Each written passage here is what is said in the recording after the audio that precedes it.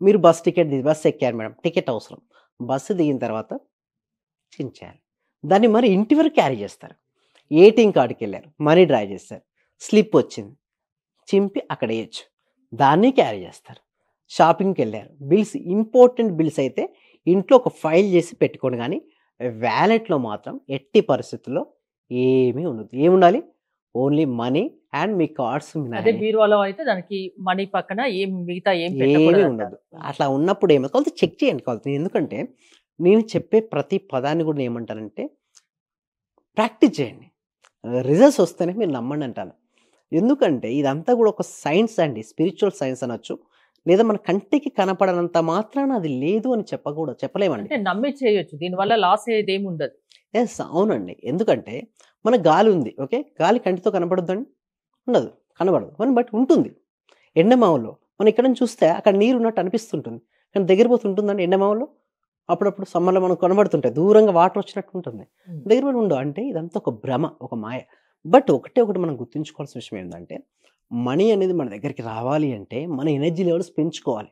పెంచుకోవాలంటే శుభ్రత అనేది ఉండాలి. అంటే ఇంట్లో అయినా సరే, మన బిజినెస్‌లో అయినా సరే, మన వాలెట్‌లో అయినా సరే, మన పర్సులో అయినా సరే, ఇలాంటి నియమాలను మనం పాటించుకుంటూ ఉంటే, మన దాంట్లోకి మనకు మనీ అనేది ఫ్లో అవుతూ ఉంటుంది. ముఖ్యంగా గుర్తుంచుకోవాల్సిన విషయం ఏమిటి అంటే, మనం వాలెట్‌ను తీసాం, మనీ తీసాం. ఇచ్చేటప్పుడు గూడా నేను ఏదైతే మనీ ఇస్తున్నానో, అంటే నేను స్పెండ్ చేస్తున్న మనీ 10 రెట్లై స్పెండ్ చేసిన ప్రతి రూపాయి 10 రెట్లై నాకు తిరిగి వచ్చును గాక అని చెప్పుకుంటూ మనీని ఇవ్వాలి. అంటే మనసులో చెప్పుకొని హ్మ్. And at the same time ఎవరైనా బిజినెస్‌కి వెళ్ళారు మీరు. ఏంటి ప్రాక్టికల్‌గా ఏమన్నా నిరూపితమైందా ఇలాంటివి? యెస్. అలా చేయడం వల్ల మా పార్టిసిపేషన్‌కి ఎంతో మందికి అబండెన్స్ ఆఫ్ మనీ వచ్చింది. ఎందుకంటే ఇచ్చేటప్పుడు చాలా మంది ఎలా అంటే బాధపడుకుంటూ ఇస్తారు. ఇప్పుడు క్రెడిట్ కార్డ్ వాడారు madam. Suppose certain amount of అయింది. ఒక 20,000 30,000 అయింది. తీసుకునేటప్పుడు చాలా హ్యాపీగా స్పెండ్ చేసుకుంటారు. ఆ కట్టేటప్పుడు కొంచెం కట్టేటప్పుడు చాలా బాధవుతుంది. అలా వద్దు. ఆ! జస్ట్ హ్యాపీగా స్పెండ్ చేయాలి. అంటే మీరు తీసుకునేటప్పుడు వస్తువు వచ్చేటప్పుడు ఎంతైతే ఆనందమో ఆ దానికి కృతజ్ఞత మీరు కట్టేటప్పుడు అదే ఆనందంతో ఉండాలి. అట్‌లీస్ట్ అది లేదు. మినిమమ్ అమౌంట్ అయితే కడతారు కదా! ఆ కట్టేటప్పుడు కూడా హ్యాపీగా ఫీల్ అవుతూ కట్టండి. అంతేగాని నేను కట్టేటప్పుడు బాధతో కడుతుంటే ఏ ఫీలింగ్ ఎళ్తుంది?